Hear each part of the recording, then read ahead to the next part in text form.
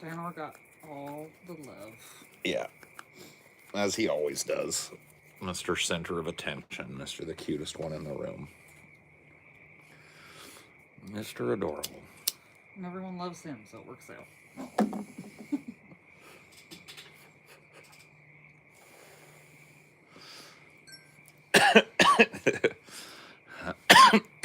I confidenced myself out of saving a little money on the ferry. I just thought, you know how my brain works. College is 18. Mm-hmm.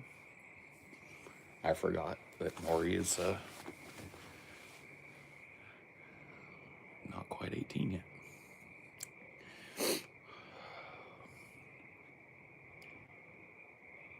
Neither one of you corrected me. You guys are so much alike. I just didn't want to confuse the fairy lady.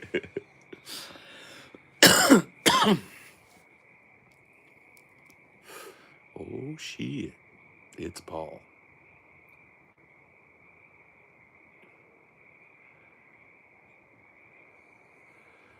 Use the D's nuts joke on TJ with the Sea of Thieves as this. What? Sea of Thieves? No, I have not. I don't get that D's nuts. Sea of Thieves. How does that turn into D's nuts? I don't know how that works.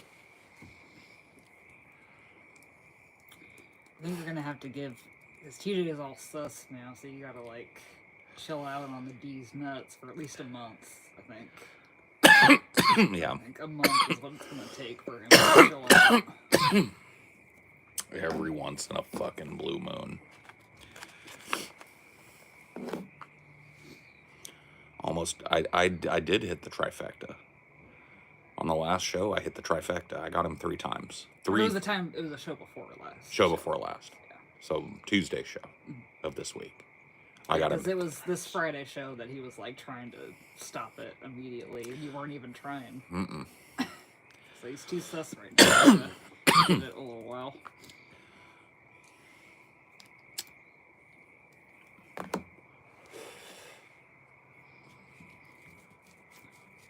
I don't even remember all the guys that are supposed to be in the gauntlet on Friday. I know Vanilla Ice is one, but I forgot the other 2 already. It's Vanilla Ice versus Kid Rock versus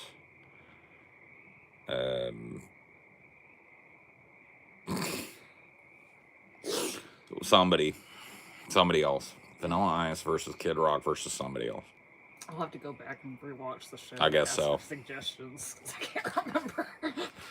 Does anybody in here remember? This is Kid Rock versus Vanilla Ice. Fred Durst. There you go. Okay. Yeah, Fred Durst, Kid Rock, Vanilla Ice. Conqueror energy. You better believe it, dude. You know when people like pretend, they say like, hey, I'm built different. I'm actually built different. Like my head is where my ass should be. Different, you know? These are my feet, is what I'm saying.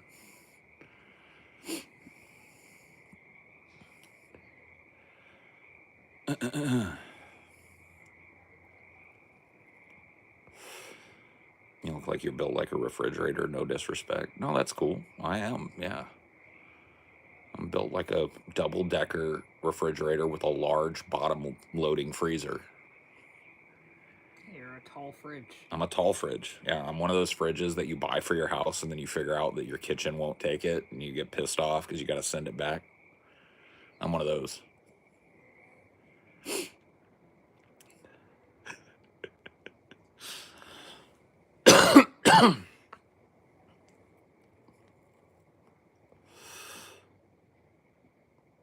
The late night dent tent. Is that what we're calling these now? The dent tent? Can I say this word that sounds like a foreign word that probably means I'm a big fat stupid idiot or something? I could try and say it, but I'm not gonna. I've been around too long, bro. I've been around the internet too long.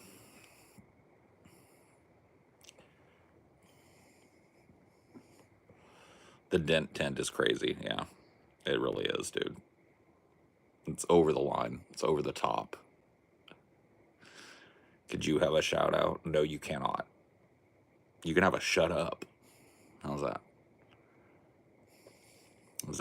Is that just as good? A shut the fuck up? Denied. Aw, shucks.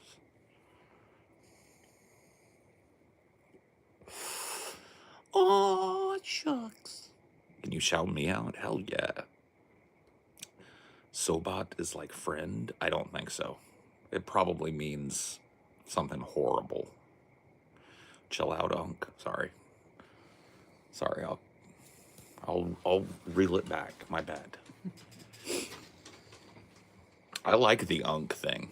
I do. I know it's like used. I'm sure some people kind of hate it because it like implies that you're old, but I am old. I take it like a term of endearment or whatever the fuck, you know? I'm cool with it. I'm Unk. I'm fine with Unk, you know? That's one of the things I'm happy about as I get older, is that I feel like I'm not like obsessing about it like some people do when they get to be my age. Like, I'm gonna be 45 this year. I don't give a fuck. I don't give a 40 fuck. I'm gonna be 45, bro. 45 on April Fool's Day, of all days. So, birthday coming up.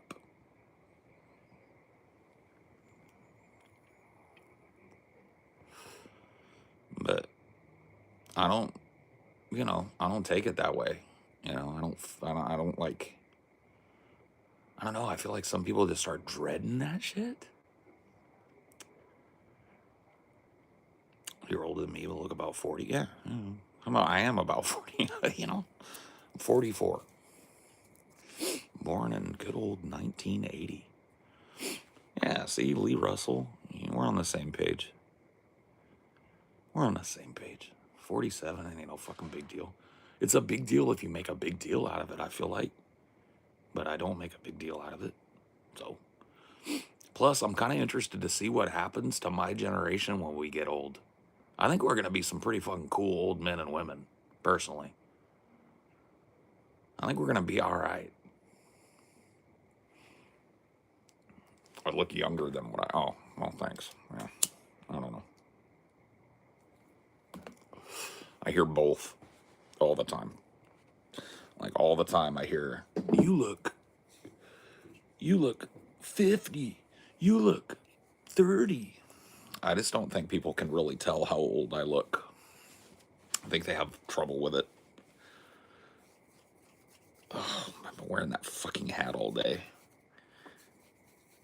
It feels so good.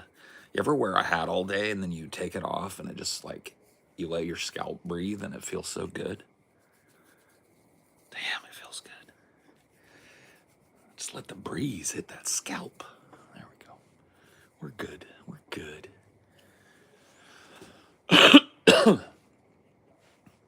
Crispy baldy. That's another good thing too. It's like I'm old, but I'm not really. The hairline's looking pretty okay for a dude my age. I feel like I'm doing okay. The dentussy, yeah, air out the dentussy.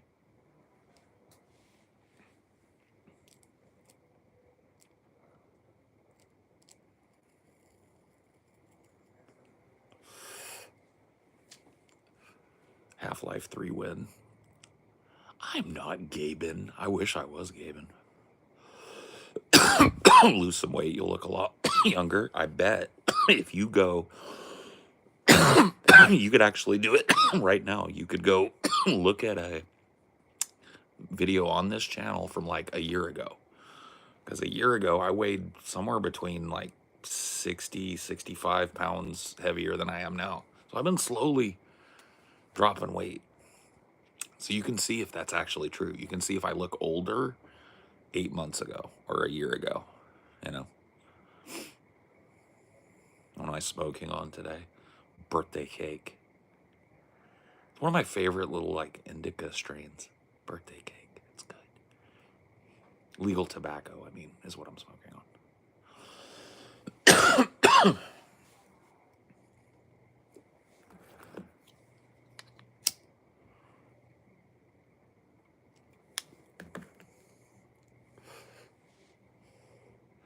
Hey there, little muscly arm paper boy. Hope you're bringing me some good news. Cheers. Cheers. Cheers to you. A mug of ale for you. A cheers. You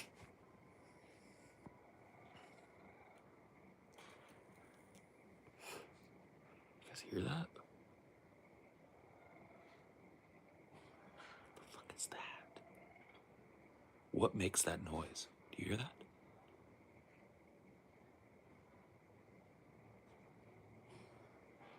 Do it again. Do it again.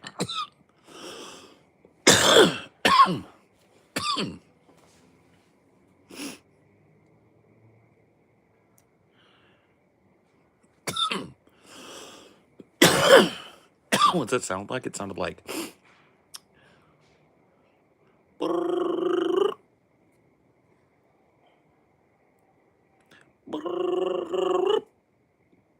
That's what it sounded like. Just like that. I don't know what it was, but it's got me freaked out. Dude, high as fuck. What? Dude, what are you even talking about, man? I'm not high. You're high.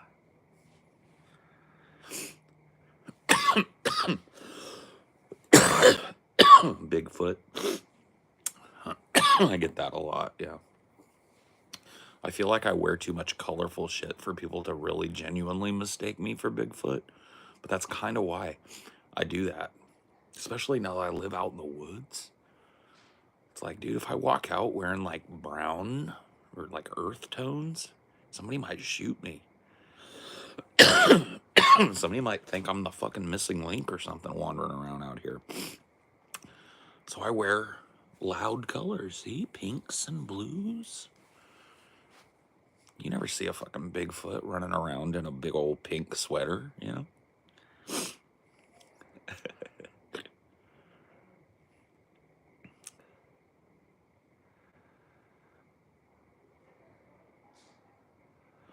One time I blazed and went snorkeling in a crystal blue water and was surrounded by a school of fish. It was magical as fuck. Bro, that sounds straight up mystical. Not even magical, bro. That sounds more than magical. That sounds mystical. Here's to getting old and not giving a crap. Embrace the dent. Embrace the entropy. That's right, Lee. That's absolutely correct.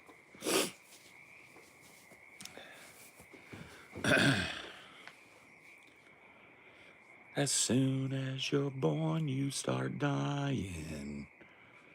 So you better have a good time. Oh no.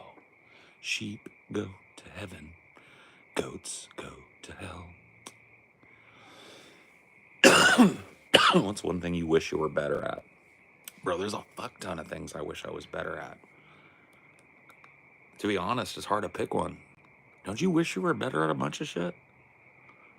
Or are you pretty secure in where you're at? I wish I was a better speaker. I wish I was a better listener. I wish I was a better musician, a better singer, a better actor. I wish I was better at improvisation. I wish I was a better writer and a better researcher. You know, like that's all. You know, I feel like I got a lot to like grow into. You know, I'm getting old, but I feel like I could get better in the next 10 years. You know, I could get better at some of the things that I feel like I'm good at. It's funny how Irish you come across despite being American can't escape the cringe. I guess so. Yeah. Very Irish, yeah. Both sides of my family.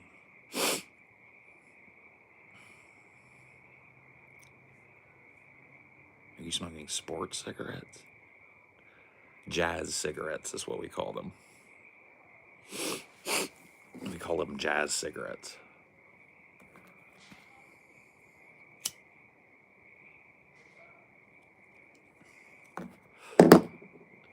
Wing Wong Ding Dong over here interviewing you for a job position or something, asking questions like they'd ask you in an interview. Yeah, true. Yeah, what's the position I'm applying for, Wing Wong Ding Dong?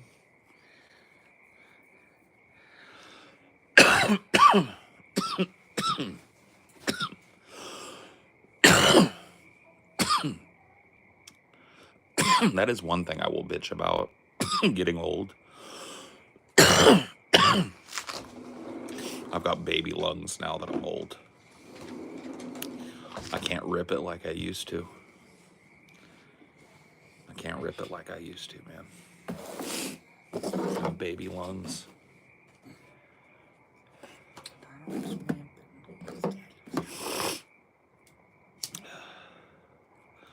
The UPS problem get solved? No. I mean, I'll give updates. I don't know if there is a solution.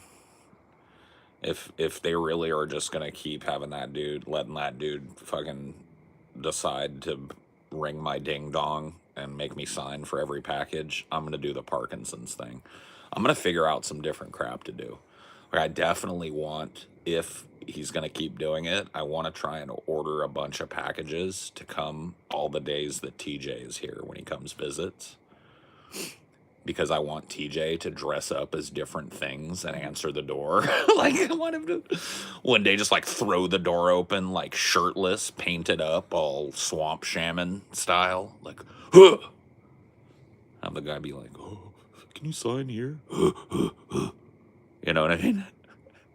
I just want to confuse the fuck out of them. If you could remove one thing from the current day or the past, what would it be? Current day or the past, remove one thing. Like, just obliterate one thing. Skeeters. Mosquitoes. That's a good one. That ain't a bad one. I'm gonna go with Mexicans. No, I'm kidding. That was a joke. Okay, don't cancel me. No, I don't know. I don't know what I'm going for. That's why I said skeeters. Yeah, skeeters. Skeeters is a good answer. We'll go with your answer. Skeeters. There have been scientists that have claimed that we could live in a world without them. Yeah. It's possible. Maybe they're wrong, and it would cause giant ecological collapse. We're not gonna know till we know. Yeah. Mosquitoes.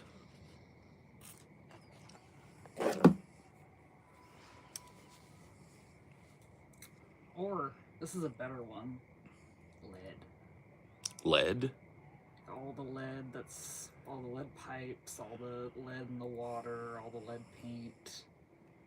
That would be a good one too. That would probably help.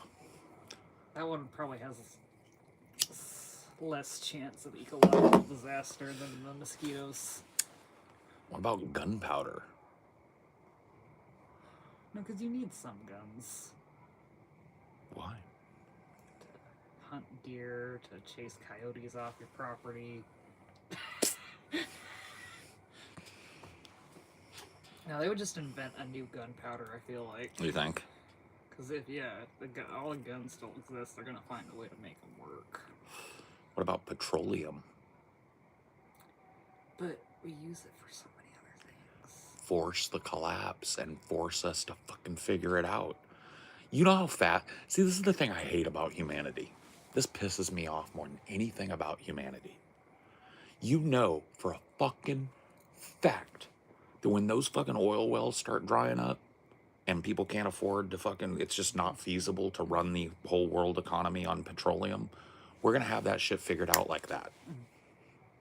You think they already at the have last, it figured oh out? yeah, at the last possible fucking second, when the last oil well goes and goes dry, humanity will have that shit clocked so quick And it's just like, why don't we do it now? Get ahead of the curve. That's the problem with humanity.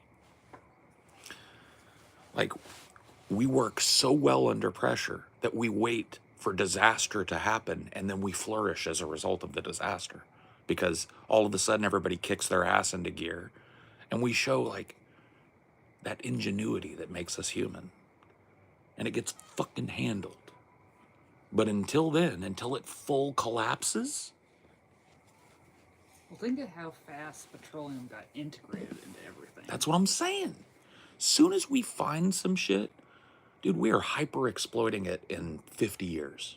Max. You know what I mean? Like, humanity figures that shit out.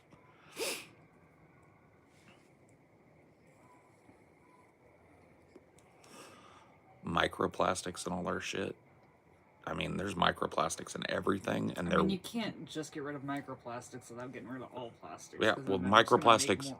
Well, microplastics are they're broken down plastics. Yeah. So it's like, And that doesn't solve the problem of plastic continuing to break down. no. So you'd have to completely get rid of plastic. What? Oh, plastic? Well, I mean, petroleum would inherently.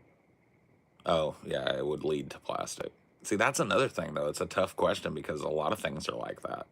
A lot of things, if you wanted to ban them, you would have to ban the precursor to it. Yeah.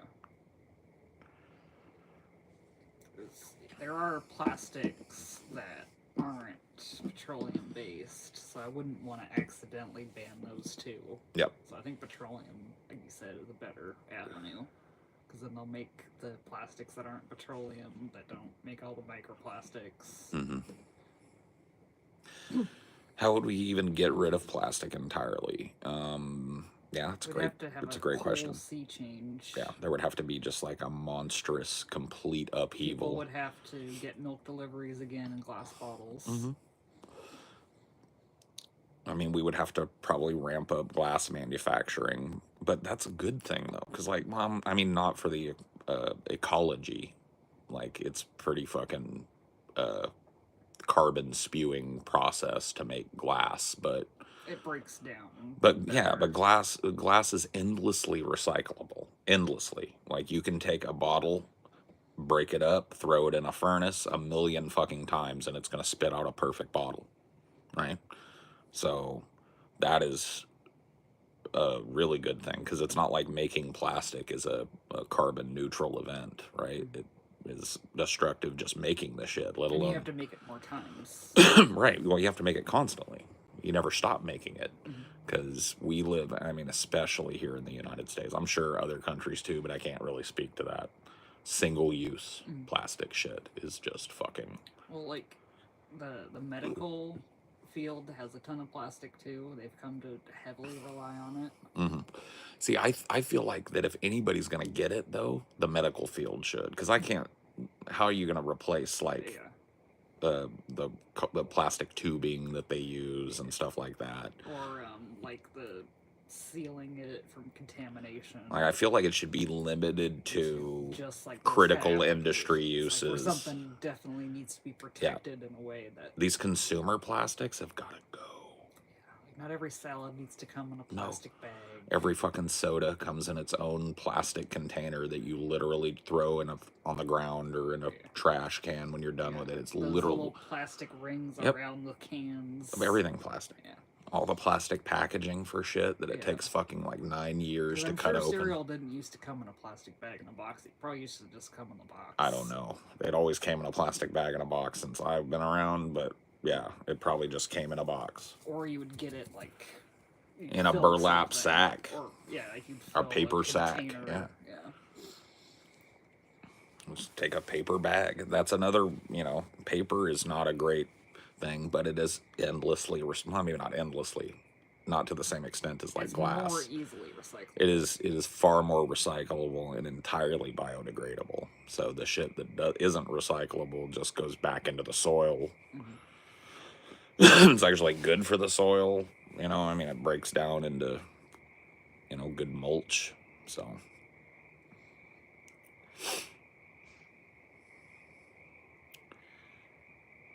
people would have to buy things very differently, because if everything at the store isn't plastic wrapped, then it's not going to last as long. So people are going to have to change how they purchase things a lot. Yeah, that is true as well. That is true. I mean, it's that or choke the ocean, you know, because clearly we're not going to get the net and like stop. I said, they have plastics that aren't petroleum based that they could replace some of that stuff with, like especially for food stuff. Like where it's not going to keep it fresh as long as petroleum based plastic, but it would keep it, reasonably fresh long enough. Right. People might still tolerate it. We've chosen convenience over almost everything else. Yeah. When it comes to this plastic shit we're talking about, absolutely. Yeah.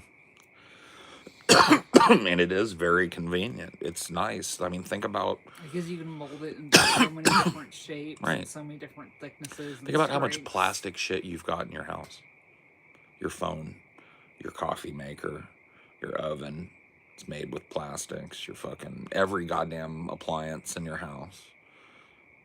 All of the things in your fridge probably came in plastic. Clothes. Your clothes were wrapped in plastic.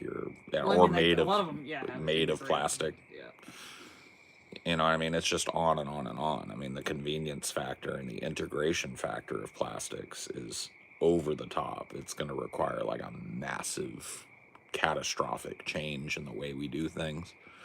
And I don't see us doing it anytime soon. Because the real fucking... the real kind of devastation that's happening in the ocean isn't going to hit home for normal people for a while. We're still overfishing the fuck out of it. People can still get a can of tuna fish at the store. People can still go swimming. People can still go swimming in the ocean, and you know what I mean? We're not long from a time where vast swaths of the beaches of the world are just uninhabitable, unswimmable. 10 years ago, there was a island of garbage the size of Texas floating in the Pacific Ocean. That was 10 years ago. I wonder what the size of it is now. Hard to measure it because a lot of the plastic flows just under the surface. Pacific garbage patch. Yep. Let's see.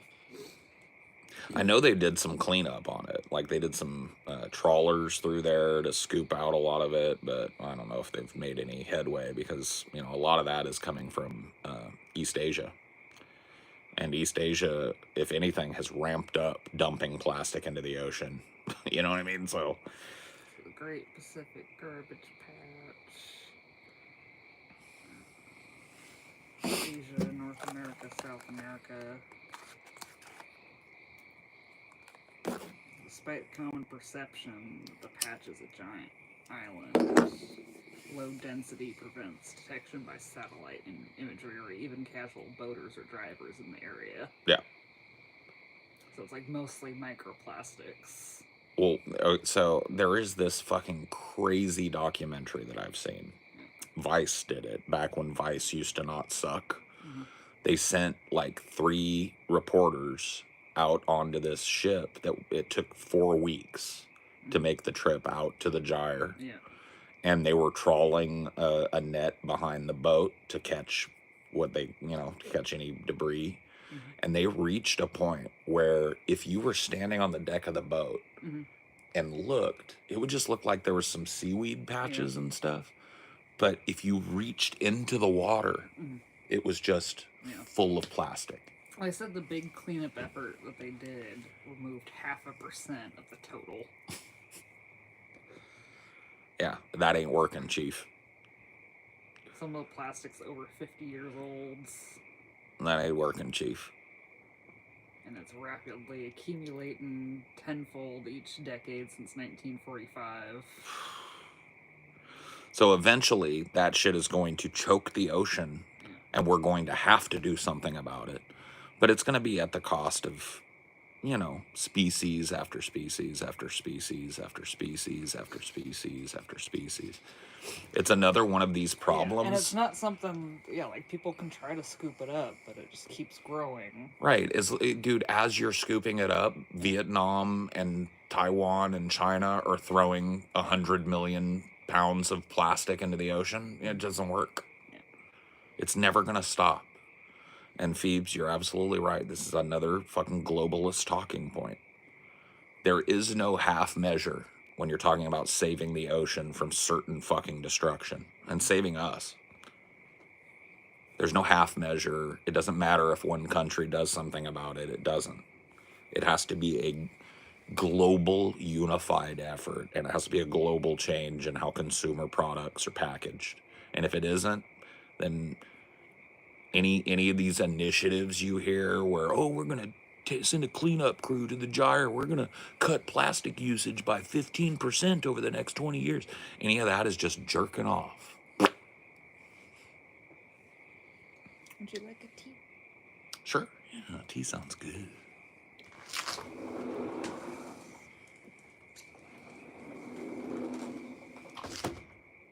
I semi-blame Abrahamic religions. I blame humans for all of that. We have to coordinate on a massive global scale. Yeah, well, we're not gonna. We have to, but we're not gonna. Do you feel like we're any closer to a unified world now than we were 10 years ago? I don't. We're not gonna.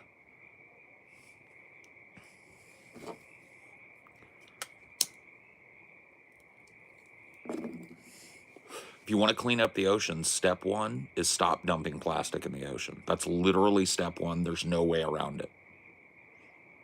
So you tell me how you're going to get India, China, Mexico, Central and South America to stop dumping heaps of fucking plastic in the ocean. You tell me how you're going to keep Russia from dumping plastic in the ocean. What's your plan? I don't have one. As you smoke? What are you even talking about, bro? What does me smoking have anything to do with fucking the oceans dying? Can you explain?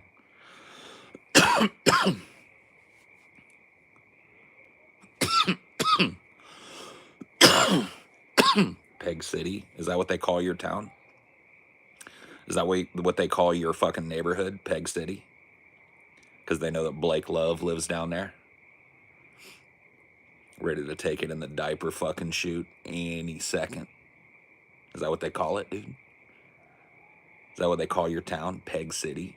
Your neighbor, your hood? What hood are you repping? Peg City.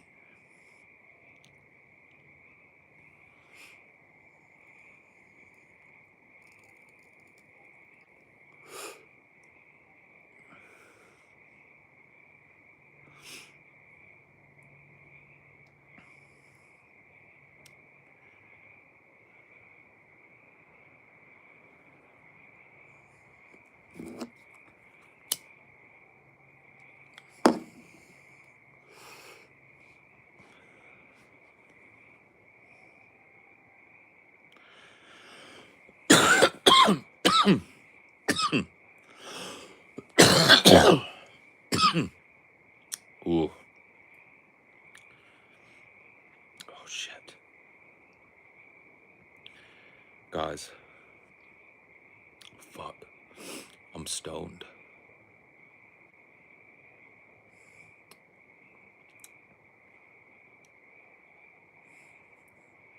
What happened? How did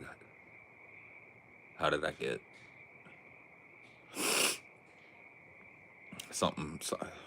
Dude, I went from 0 to stoned on that last cough, bro.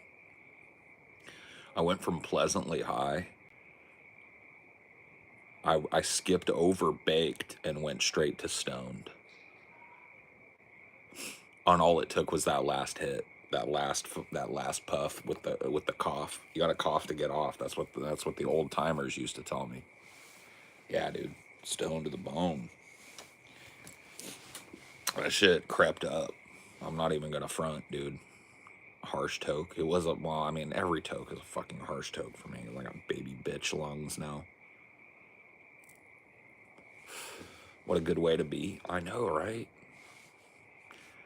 That's another one of my fucking hippie ass beliefs, bro.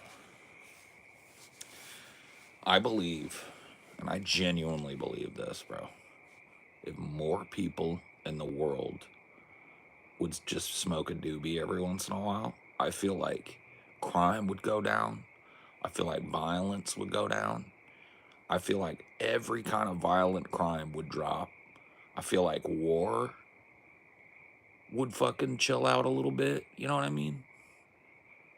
I feel like there would be like a global chill. Like, I feel like globally, people would chill the fuck out if everybody was just one doob a day, dude. A doobie a day. No big deal. No big muckety muck. It doesn't have to be that crazy. One doob per day. And I think the world would change overnight, bro. That's my prescription. Dr. Green Thumb says, one doob a day. A doob will do you. That's it. One doob a day, question mark, question mark, question mark, world peace. That's how it works.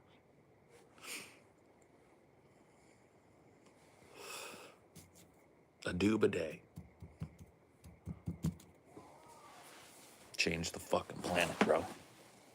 Change the whole world.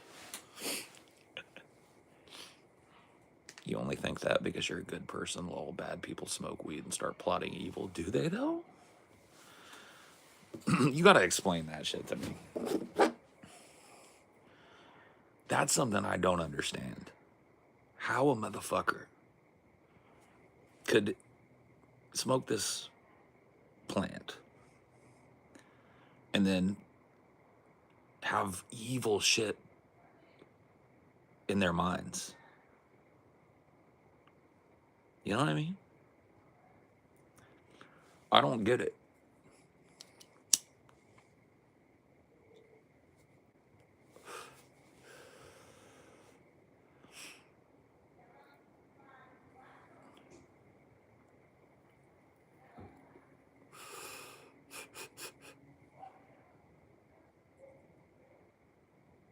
What if we copy the earth and make the copy more inhabitable? Okay, yeah, let's get on that. I don't know why has nobody thought of that? Where are you in the Diddy party? I'm the oiler in chief. I know just how to dose the right amount of oil based on the booty size, so I'm the oiler in chief. Ask your moms. She knows. She was there. I greased up that fat ass.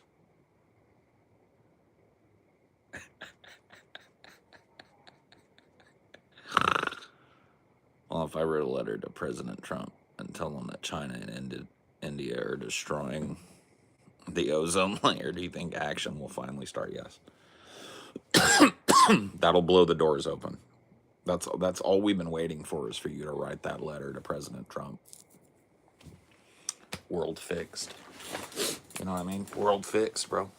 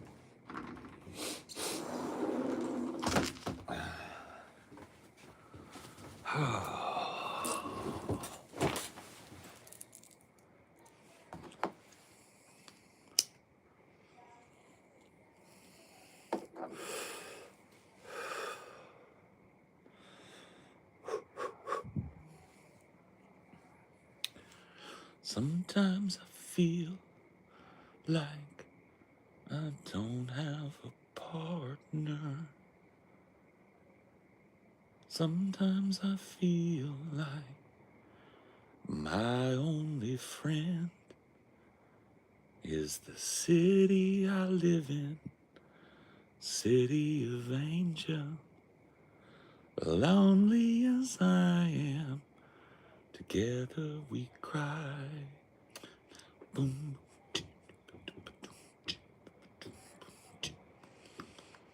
I ride through her streets 'cause she's my companion.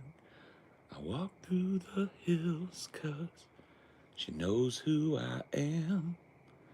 She sees my good deeds and she kisses the wind, and I never worry. Now that is a lie. Boom.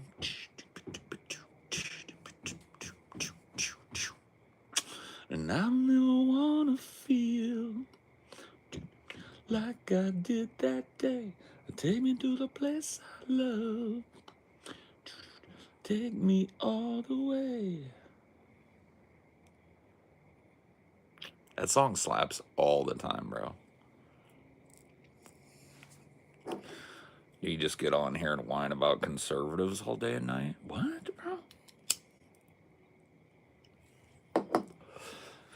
Like, how can you how can you kick back to that groove and then try and troll right after it, bro? It's just people are on a whole different wavelength than me, huh?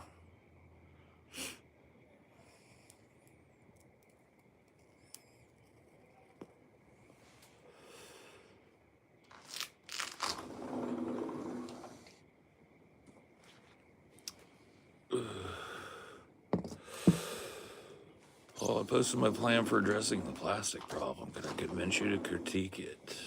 Channel activity should make it easy. Maybe. Maybe. I think I might be a little too stoned to properly critique anything right now. But if you catch me on another show, I'll critique it. I'll figure it out.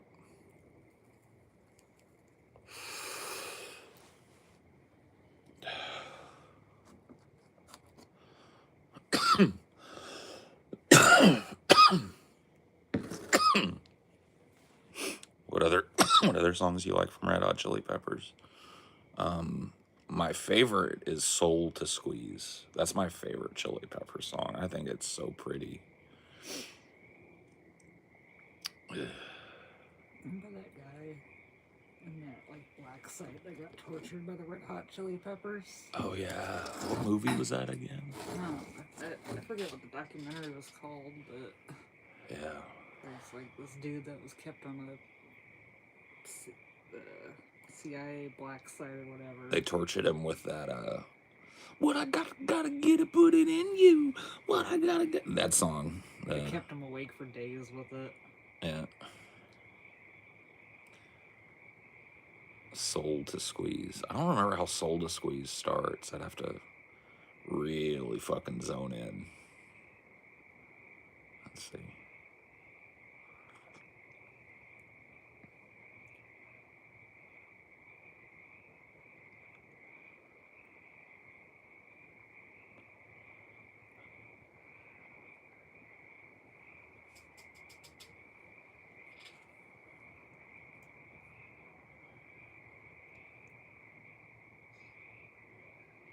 Fuck.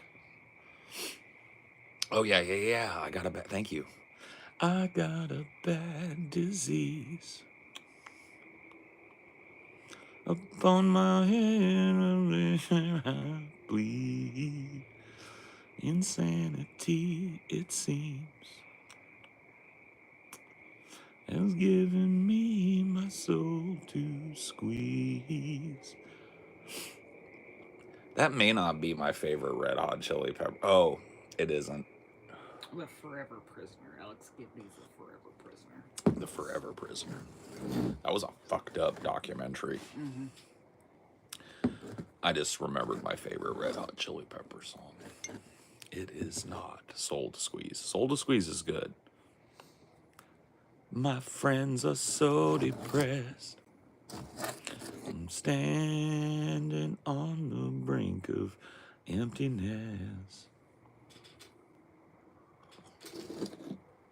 Just know that I'll be on your side. You know I will. You know I will. My friends. That's gotta be the top. Danny California. Yeah, Californication. I mean, I know that one's a little overplayed, but it is a great song. Californication is a great song.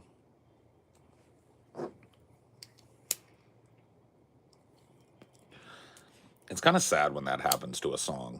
When a song is so fucking good and earwormy that people just get fucking sick of hearing it in every movie and every, you know, it's kind of a shame. Tell you the first song that I really remember that happening with was Smells Like Teen Spirit. Dude, as big of a Nirvana fan as I was back in the day and still am, I cannot listen to that song. I just can't. I feel like I've listened to that song a cool 500,000 times in my life, and I can't. It like literally played out. I literally let my tape rock till my tape popped, and I don't want to replace the tape.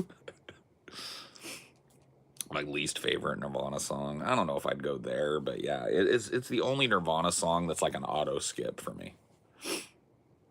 And it's not a bad song. It's actually a badass fucking song. It's just, it's like the only song that played for like 6 years of my childhood. So I have to be done with it. You know what other song was 3 times in a car ride, bro?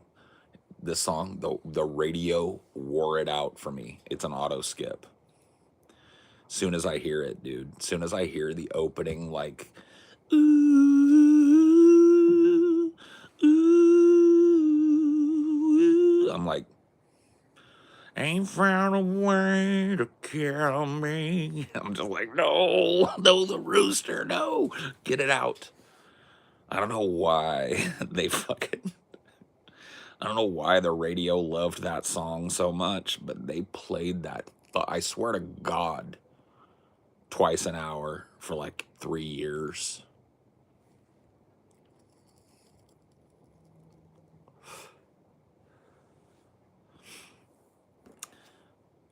You're in a weird bare naked ladies phase.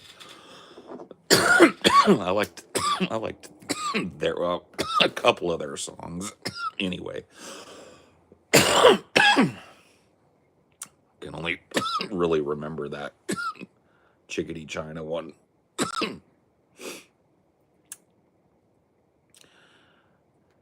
I just like, dude, no fucking disrespect. I don't like Alice in Chains. I don't like Lane Staley's voice. No disrespect to the dead. I don't like the band. Okay? I'm sorry.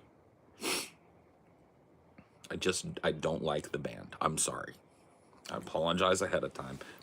Music you gotta vibe with. Like, People feel very strongly about certain bands, especially bands where the lead singer died a young death. You know what I mean? And like some people will get real butthurt about that. I don't think you would hate someone that didn't like Nirvana. No, but that's the thing though. I've been treated that way so many times that I put the caveat out there. You know, I'm not trying to trigger anybody right now. I feel really good right now. I'm relaxing.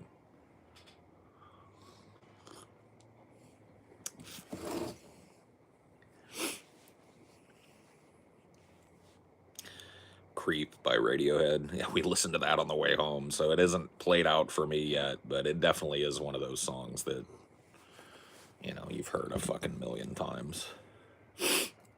That's another song that got played out. What was that fucking Stained song? Oh, fuck. Stained. It was like some ballad fucking song that they had, and it just got played endlessly, like in 99, 2000, 2001. It was just constant. What was that fucking song? I pushed it so far out of my mind. Maybe I don't want you to remind me what that song was. Sublime to me is California's shit. Yeah, yeah. Sublime was just like on another level. And it's another one of those bands where the lead singer died young, and the people that are devoted to the band are super devoted to the band. At least on the West Coast. I don't know if it vibes as much on the East Coast, but that is definitely like heavy West Coast vibes music right there. In the same way that, like, Luck Be a Lady reminds me of the East Coast, or like, if you could make it there, you make it anywhere, New York, New York, that reminds me that's the East Coast shit. Fucking Sublime is West Coast shit. Nirvana is West Coast shit.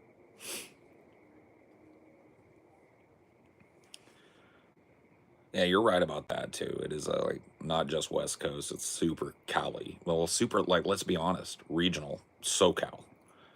Like, you turn on Sublime, it sounds like Southern California. Like, it captures that vibe even to this day of, driving around SoCal on a hot day.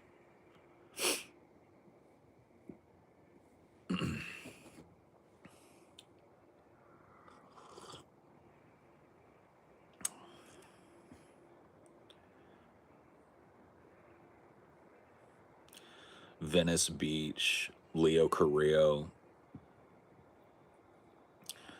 Just that fucking, kind of just vibing, Ventura kind of fucking Dogtown kind of vibe. It's got a little bit of that, like, kind of Spanglish to it. Does that make sense? A little Spanglish, a little tinge of that Spanglish to it, and then a whole like a scoop of Jamaican, like, reggae and dance hall. Yeah, just a very multicultural sound, which that's SoCal, you know. Well, it's California in general, but SoCal especially. Ska, yeah, for sure. I mean, obviously, if there were any genre, it would probably be ska.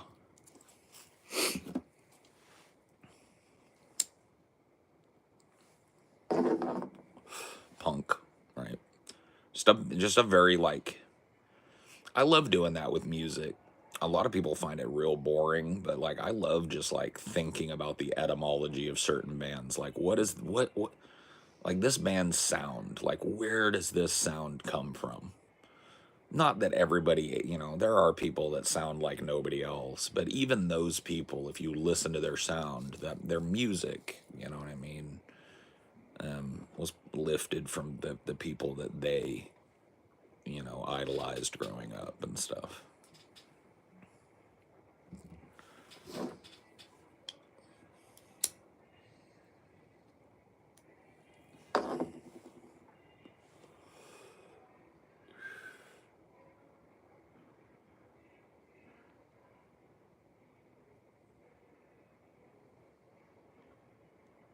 Oh, hell yeah, dude. This is giving me, like, Madtown 2021 sitting on the back porch vibes. We got some corridos going.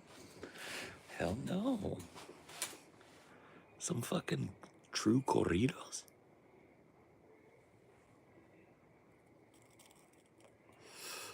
It didn't start with jazz, though. Jazz was informed by American folk traditions, European orchestral, classical, right? I really think that, like, I'm going to be pedantic about it and say, if you want to talk music from the beginning, you got to talk about the first non-human ancestor of ours that banged a rock up against a tree trunk with rhythm or slapped their palm on the ground. No, I think it's even older than that. You think so? I think it goes all the way back to the fucking dinosaurs and the birds that branched off from them. I think they were making music. Well, yeah, true, arguably. But like their music, they don't like, because that's not true. It's just a human centric kind of perspective, right? To think that we have a pin on music because we do it a certain way, They right? might not use instruments. We do verse, chorus, verse, but who knows how much information and emotion and stuff is wrapped up in their little bird songs, right? We can't judge it. I'm Just sure like, they've evolved over time too. oh, They've 100%. probably had phases. You can't live in a place like this and not know that nature sings. Mm-hmm. And it's not just a one species song either. You know what I mean? You start thinking about it more broadly. The frogs. Yeah, the frogs, the crickets, the mosquitoes, and the wind, and the trees, and the chipmunks, and the owl hooting, and all of it. Amelia based as usual. I know, right? Based and correct pilled. No. You could make an argument that music requires instruments. I just think it falls apart. I think you could make the argument. I just think it's a waste of time argument after thinking about it from your perspective. It's like, how do we put a measuring stick up to them and say how much information and portent is in their song, right? They can't judge us, right? We can't expect that they can fully grasp how much emotion and shit is in our music. But we think that we can look down our nose up to the trees and go like, oh, that's not really song. That lyrebird story is wild. Oh, yeah. A fucking guy that he raised he had 1,000 lyrebirds. He was like a rich dude. Mm-hmm. And he taught them like a tune. Yeah. All of them. And then released them when he got old and couldn't take care of them anymore. Mm-hmm. And to this day, every lyrebird on the planet sings that tune. It's like part of their bird song now, as a result of one guy. Mm-hmm. Because all of those couple thousand lyrebirds went out into the, taught, they learned the song. You know what I mean? So how do you say it's not music?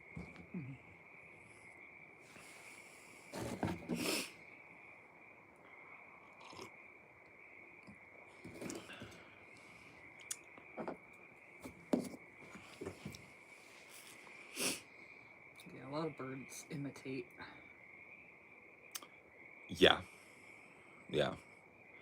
That is true. Yeah. Like you'll hear sometimes birds definitely doing like a car alarm. A car alarm. Yeah, that's one that you hear a lot. You got any kind of little mockingbirds around you, you'll hear that shit.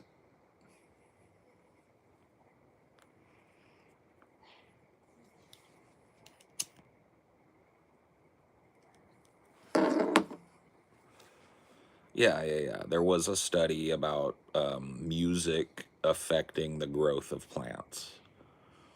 I don't remember if there was any conclusion drawn from the observation, but plants grow differently when they're exposed to different types even of music. I do remember that being the case. I don't know if it's all plants, but certain plants seem responsive to music. And it's hard to separate exactly why. Is it the vibrations of it? Is the rhythm of it? Is it is there some mechanism by which plants are able to experience sound that we don't understand? If you think about sound, it's just sound waves bouncing off our eardrum and our brain interpreting it. Right. And it's like deaf people will enjoy music immensely because... Yeah, you can feel it. Right. And so, maybe that's how plants are interpreting us. Maybe that shows... Because it's the same thing for human babies. They don't know that it's necessarily, beneficial in every case. Mm-hmm. But there have been studies that human fetuses react kind of positively and are stimulated by music being played while they're in utero. So that's kind of cool.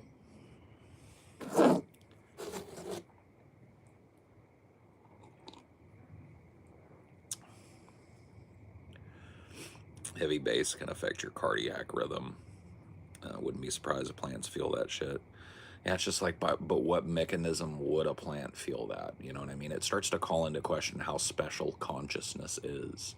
We've got this idea that our big brain and big central nervous system makes us super, super, super complex. But we don't know how when it comes to like trees and stuff, we have very little idea of how a tree experiences the world around it. And I think we presume simplicity or nothing at all, right? But I don't think that's the case. You play music to a plant and it grows differently, and you're going to tell me it doesn't experience the world. To what extent does it experience the world? And you'd have to boil down, like, what is experience? Because if it's just reacting to stimuli, everything reacts to stimuli. Yeah, to a certain extent, you're right. Yeah, I mean, to the entire extent, you're right. So yeah, I mean, it's just like, I think that human beings have labored for a long time under the presumption that our consciousness is this special, special, special thing, and maybe it is, but I think that we overestimate how complex we are in comparison to other animals. I think we have a very narrow definition of what makes intelligence. And I think we have a very narrow definition of what emotions are and how they may be expressed in other beings. And so, yeah, I think that the entirety of the human race is kind of behind on that shit. Not to say that I'm ahead of the whole human race, but I think that as a species, we're kind of prone to centering ourselves. I mean, our first myths centered us in the universe. Yeah, like all the gods are humanoid. Right. And they all created Earth as their first, most perfect thing. And then they created humans to be above all this other and to stuff. Be like godlike. And right. So humans, as rational as people may be, and as little as religion may mean to some people, people have a tendency of centering themselves. You could argue everything, since every species centers itself in the universe. What matters to it most is... I don't think so. No? Well, okay. Are you right again? Yes, you are. You're talking about, like, in the moment, every animal is concerned with itself. So it centers its own survival, which is centering itself. Like kin. Right. Like the motherly protective instinct or the herd instinct, right. Yeah. Like it's going to think... Fuck. Quit being right about every goddamn thing. No, I'm kidding. No, that's true. Mother culture teaches us to center ourselves. You're right. I do need to remember my Ishmael. But that's kind of like the point I'm trying to make is, if you center yourself, what are some of the things you're going to be myopic about? Or some of the things you're going to miss? Well, you're going to presume that nothing else has a life that's as complex or meaningful as yours, right off top. You're going to assume that you feel more deeply, that you think more logically, and that you are more intelligent than everything else on the planet, right? You're going to think that you have... And if you don't, you think that you're the one that's suffering the most. Like, if you look at the inverse. Like, if you're not thinking that you're top shit, you're thinking you're the bottom of the barrel. Right. But even so, we're talking as an aggregate, right? We center ourselves in the culture. Well, like, it's even thinking that you're a piece of shit is still centering yourself. Yeah, you're right. Again.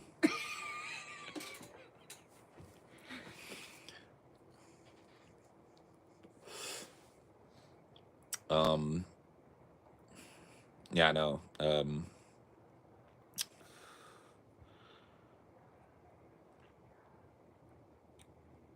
It's one of those things that'll blow your mind if you really think about it.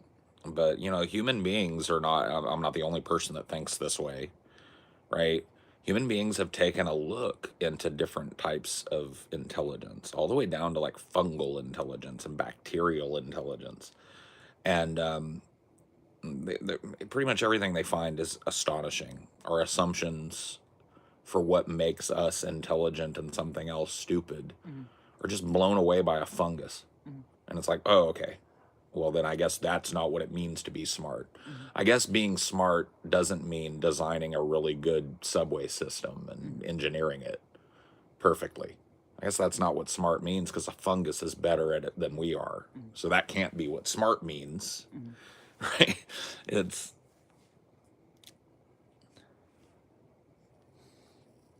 I think if we were to define our intelligence as separate from anything else, it would be like how we use the tools to express our intelligence.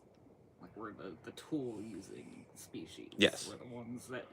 It's our opposable thumbs and standing upright to look over the grass is what made us what we are. That we ought to think that. Yeah.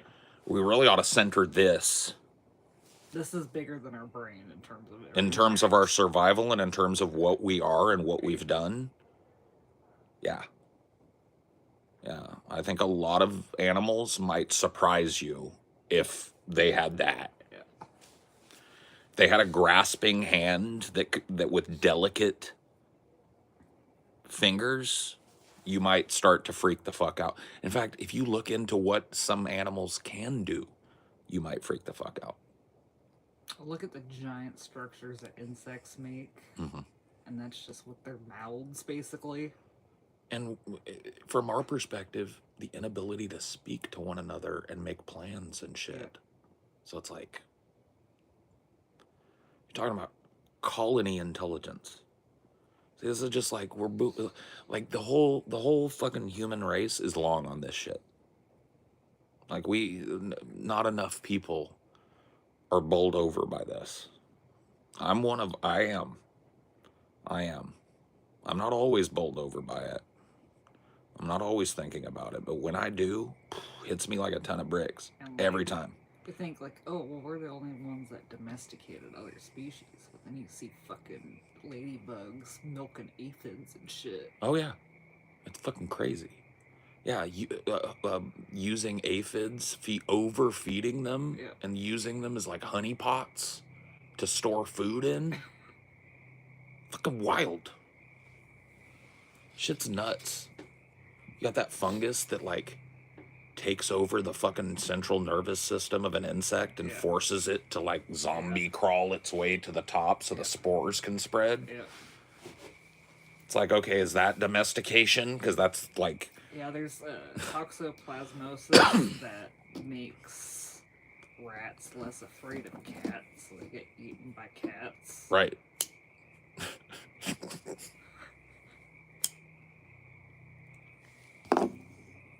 Yeah. It's a what is it? An amoeba? Bacterium? Something that cats carry. That they spread to everything. To us. To everything that's around them. And it's actually been shown to have an effect on the human brain as well. It makes it's fucked. It makes you more likely to think a cat is cute and fascinating, and less likely to be averse to a cat.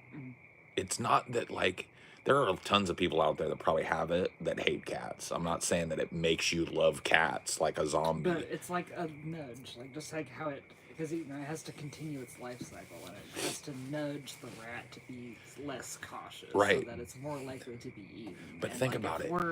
That adaptation leapt to us when we domesticated them. We're a predator animal, closely enough related to a rat that it affected us too.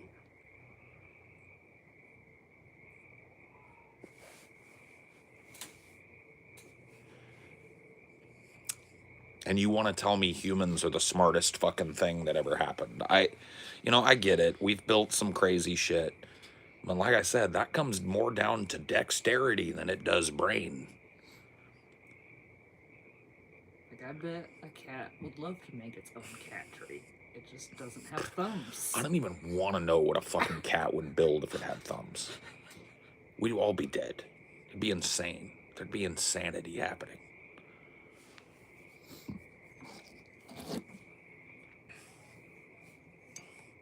We're not exceptional at all. The rate at which we're careening towards global species collapse, including ourselves, would make us a blip on the radar in comparison to the dinosaurs. The dinosaurs ruled for millions. Hundreds of millions of years. We've been around, at best, what, 300,000 years? And that's pushing it.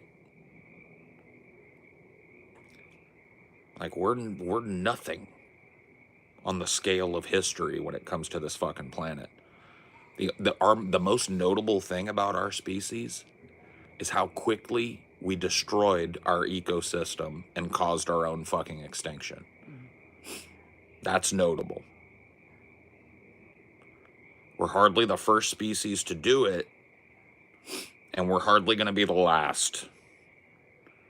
So us centering ourselves in the entire universe like we are the fucking great ape is, like, from my perspective, if you really think about things, it's 100% of the problem. It's the problem with obstinance. It's the problem with people that fucking are easily led around by the nose. Because we believe that there's just some grand wisdom to us and some fucking special purpose to us. And we're blinded to the fact that we're all on a fucking flaming ship in the middle of a fucking dark ocean with nowhere to go. You know? Like, circling back to the plastic thing, we think we deserve to put our needs above the needs of the planet. Yeah. Our convenience is more important than the after effects. Yeah. Counterpoint. Bonobos are very closely related to us and have thumbs, but do not build buildings. But they don't have the exact same hands. No, they don't. They don't, like, I didn't just say it's like the dexterous fingers, right? Yeah. The ability to grasp and be dexterous with a tool. But bonobos can do that. And, like, it's not just the dexterity itself, it's like how much muscle and nerve control the hand has. Sure.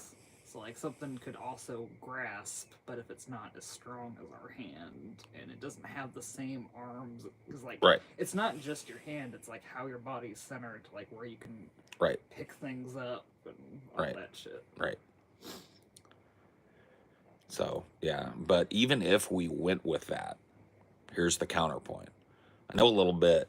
I'm not like a fucking bonobo expert, but I know a couple things about bonobos.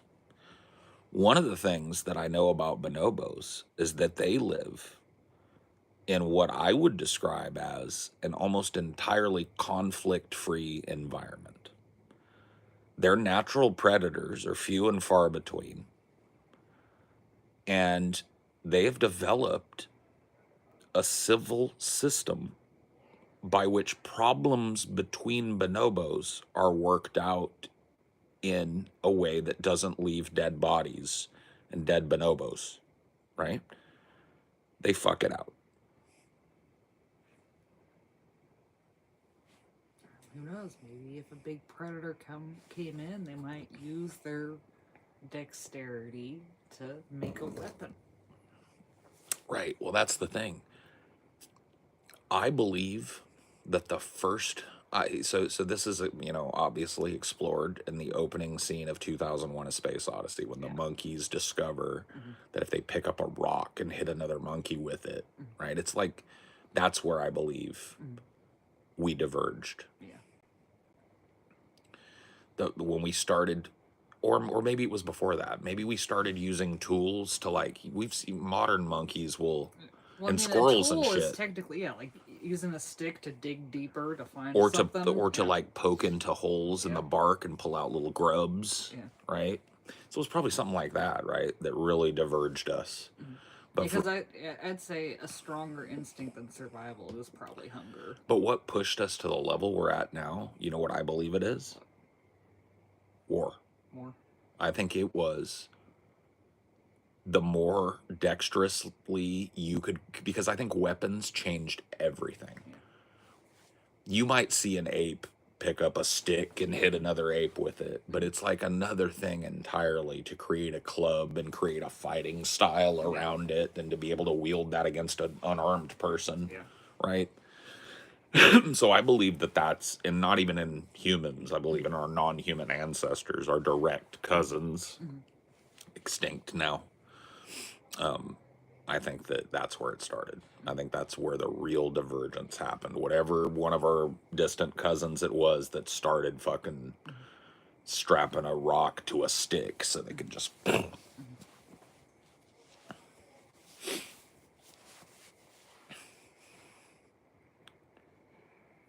And like a gorilla, it might have hands that are similar to ours, but in its world, it's more important to intimidate each other than fight off stuff. Well, yeah, I mean, and they're also a major part of their locomotion. Yeah. I mean, they can do limited stuff on their back legs, but they can't move for long distances without their So hands. we have the benefit of not only having dexterous hands, but having our hands free. That's all they're for. Yeah. Our hands are no longer for walking on the ground. They are for grabbing things and manipulating things. And that, you know, that's why bonobos haven't built shit. Because they're offshoot of our family tree. Yeah, they're never climbing all the time. Right. Never developed the need beyond what it was to get more dexterous in their hands. Their hands were fine for what they needed.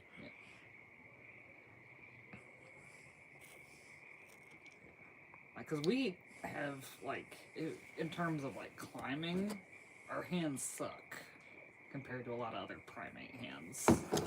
Yeah. Very true. Yeah, no, well, I mean, our arms, our backs. I mean, we are fucked in comparison. Like, a gorilla, like, if you take just imagine, like, trying to climb a big tree. We don't have the nails to, like, dig in. They're fragile. We don't have the same strength. We don't have the same physiognomy either. Like, it's like you take a male silverback gorilla. That's like 5 of the strongest people in the world rolled into one thing. You know what I mean? They're just naturally powerful beings. The same thing goes for chimps. Chimps have a bite force. They can bite through some metals. Take your fucking whole arm off, right? And they're super fucking strong, and they too. Don't have to pump iron to get that strong. No. They just are. They're that way because of how they live. Yeah. They're climbing all fucking day. Yeah. They're fighting all day. Hunting all day. Gathering all day. Carrying shit all day. Taking care of their kids all day. It's just, they're ripped. You know? We're soft. We have to work insanely hard to get anything close to that. And then even like, I gotta tell you, you could take a person, the most driven person in the world, and put them on a chimp course where it's like, climb this tree. Yeah. Chimp's gonna blow them out of the water. They spend their whole lives training to do it. And a chimp is gonna do it like it's a Tuesday afternoon. So there's just nothing we can do. But to a certain extent, there's nothing a chimp can do when it comes to building a machine gun. Yeah. So, you know, we're not sweating it either.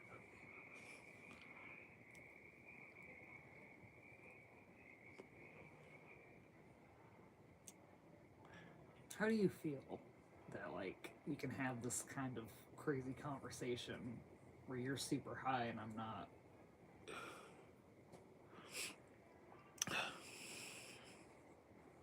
I don't know. I mean, I don't necessarily have to be high to talk about shit like this. So to me, this isn't like well, I guess it is kind of a high versation on my end. But I don't know, you're super engaging to talk to, so it doesn't matter that you're not high. Yeah. Sometimes, like, a sober person sitting in the room will kill your fucking buzz because they're just not on the wavelength. But, yeah, you've just been correct.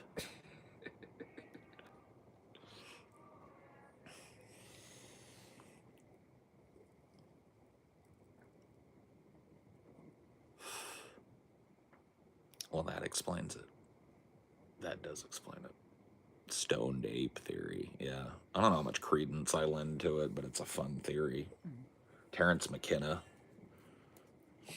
says that, like, you know, or some distant cousin of ours stumbled upon some psilocybin mushrooms in the woods and figured out that when they ate it, they had this fucking crazy trip. And that might have been, like, what accelerated our ancestors' development towards more civilizational action, and like it might have been the like proto-religious kind of impetus, and people started you know, maybe the development of language as a result of the need to describe this thing. That's how, you know, I don't know how much credence I lend. I mean, I think the biggest hole in that theory is I don't know how you could evolve around a drug you need to ingest when not everyone is ingesting it. Well, maybe they did. That's the idea, right? Psilocybin, you know, is super fucking abundant in certain times of the year. So maybe like a, you know, regional bunch of old ape-like creatures, you know, live near a forest where it was just psilocybin fucking heaven. And Every like summer. having it while they're pregnant. Too, and Yeah, stuff. and it's just like mixed in with their food, and maybe it's like, because, you know, you microdose yourself on mushrooms, and it's not like you're walking around high, but it changes your perception a little bit, changes your brain chemistry a little bit. So that's the idea as I understand it, as I've heard Terrence McKenna talk about it. It's like, you know, maybe generations of our ancestors living near this forest or this field where a lot of psilocybin grew, or a lot of mescaline cacti grew, or whatever the fuck, right? Started tripping on it generationally, and their ancestors had an edge on the ancestors of other branches of the tree because the psilocybin kind of accelerated their mental development. Oh yeah, because there is that that brain plasticity. Right.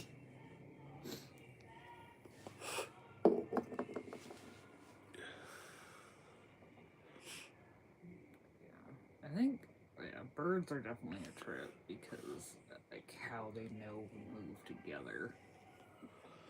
That's something that like, well, you watch like Well, because remember that that tree that was in our front yard, and like we would see like a bunch of like birds just going yeah, and then all of a sudden they'd go all yeah, of them just all at once, just yeah.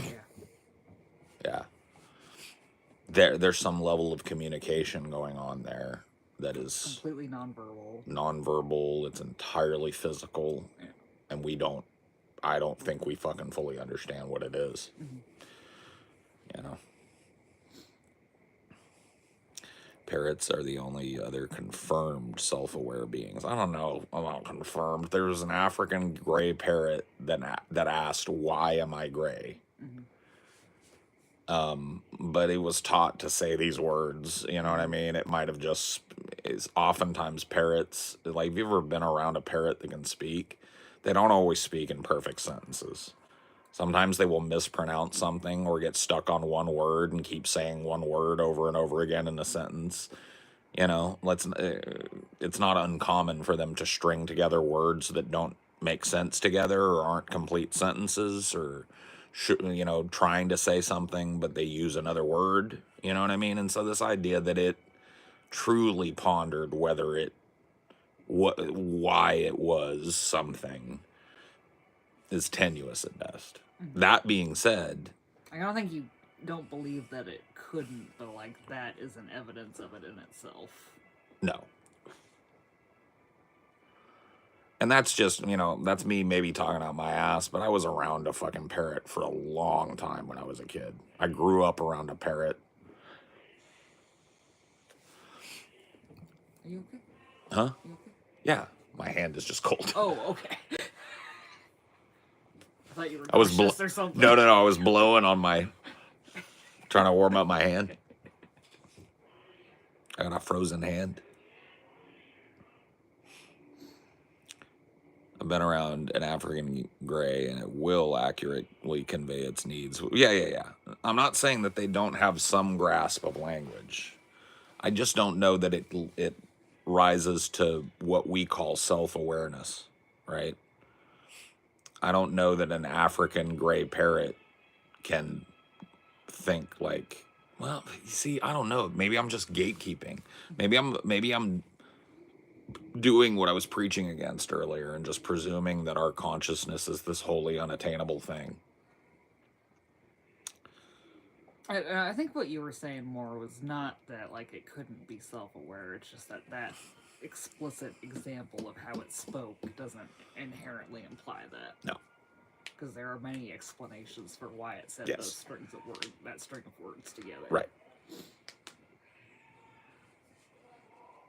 Yeah, I don't think you're just saying like it's incapable of doing it. Just that doesn't. It's not an A to B line between it saying that and it being self-aware. Yeah, I think that's correct.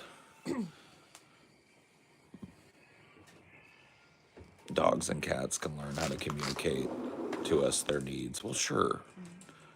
Animals communicate things, basic needs and basic information in a number of ways. I don't think that communication rises to what I would call self-awareness. And that's the sticking point for me right at this point.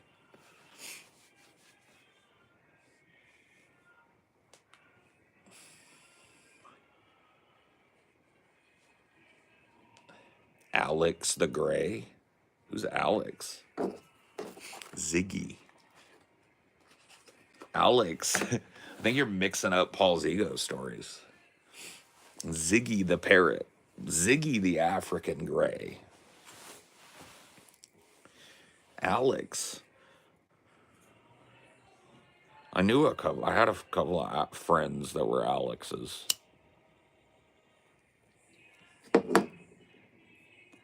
Who's Alex the Gray?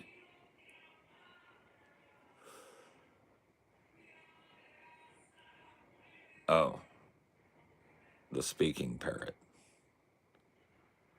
Do you think that freedom of speech is important? Yes. Are you a math major? Fuck no. Alex the gray parrot, little dude, was like, what color am I? No, he asked, why am I gray? What color am I would not be an existential question. He asked, why am I gray? That's the existential question. It's not what, it's why.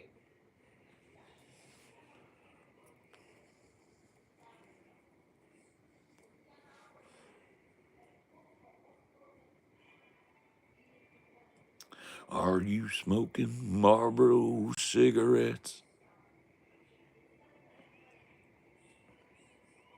What?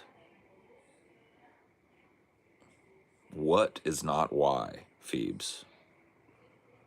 Those are two very different things when you're talking about awareness. That's not what the article says about it. Oh, yeah, maybe there is multiple examples. The anecdote I remember reading explicitly said he asked why he was whatever color. Why am I gray?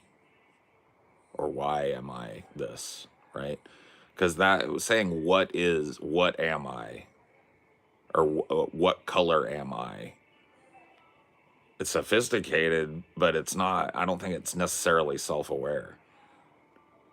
Because you have to assume that it understands the answer, right?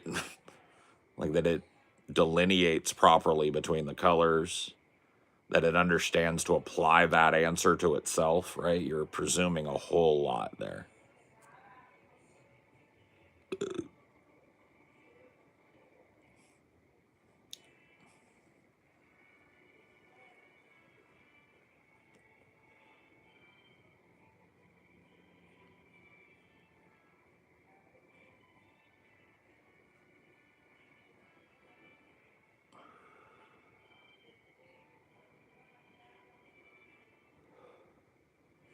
Sure.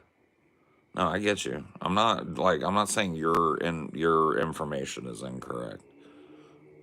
I remember the anecdote differently. And to me, what color, that's different from why. An existential question would be why. He asked what color. He looked in the mirror and he said, what color? That doesn't mean he was necessarily asking what color he was. He didn't say, what color am I? And even if he did, what is not why?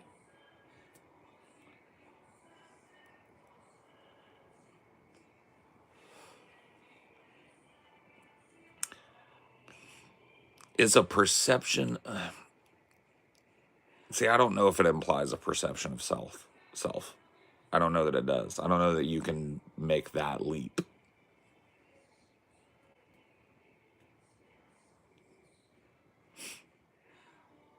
Somebody snip Frederick, please. He's like a bot. Just keeps repeating the same questions over and over again.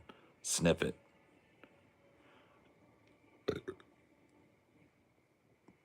Thanks.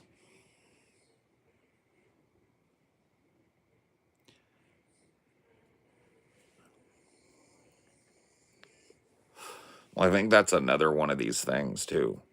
I think we presume that parrot had an experience that is like our experience because we anthropomorphize things, right? We presume that other things think and act like us a lot of times, even when we logically know that it isn't so, right?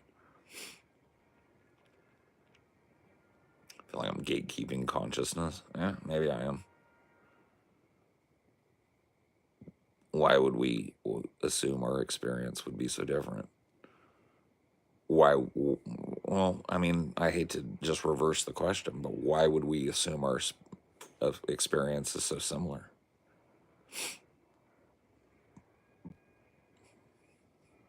Right? We put everything in our context. It's mother culture again, right?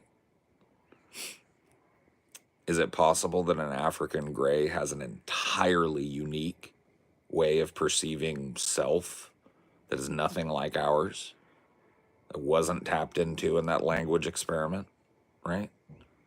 I think so. Is it possible that African grays have no concept, no detailed and deep concept of self, right?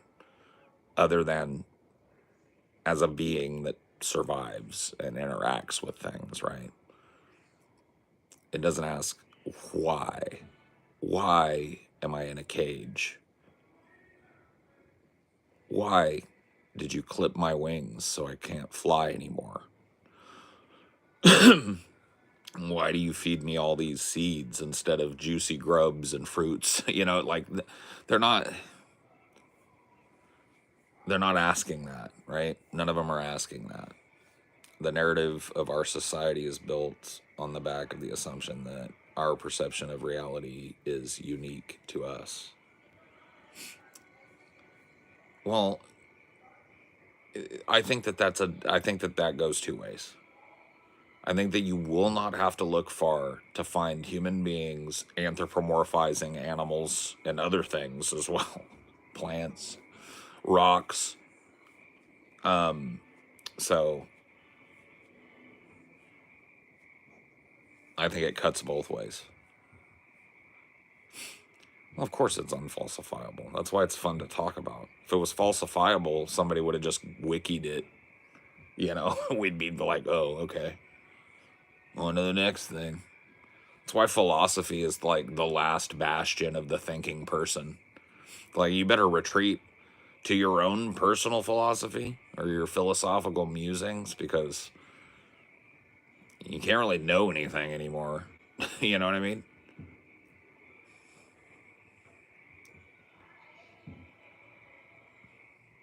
Good night. I enjoyed the discussions. Yeah, I'm gonna peace too. Good night.